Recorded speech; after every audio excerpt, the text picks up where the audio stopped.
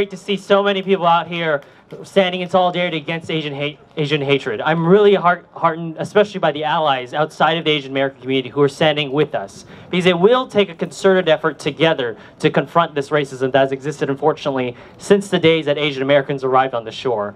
I'm Assemblymember Alex Lee, and I have the great honor of representing the citizens of Fremont, and as the youngest Asian American state legislator ever, you know, it's a weird, thank you, it's a weird reminder that every day when I go to the state capitol and I sit at a desk where probably for generations that person who sat at my same desk would be completely disgusted that a young queer Asian American now has that seat.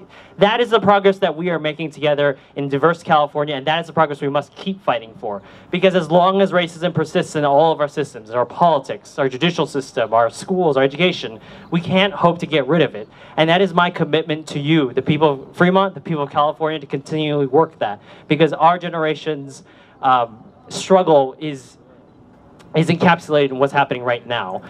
Like my parents or your parents or perhaps your own struggle, when you came to America, you did not envision that after all the struggle, the wars, the famine, the hardship that you came here, that yourself or your children would be subjected to the kind of racism that you thought this would be free of.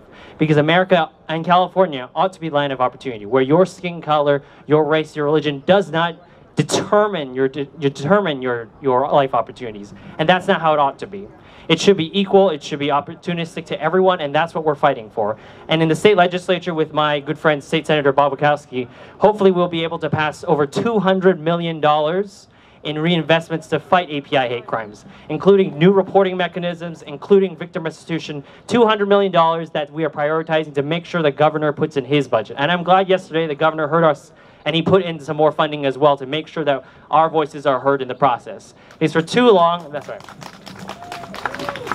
I'll say, because for too long, I would just make this to be clear. Asian Americans throughout our history have never been silent. We have just been ignored. And now that we are finally at the table, we are making sure that we will never be ignored again. We are making sure that we're tearing down systems of hatred and embracing ways that we lead with love.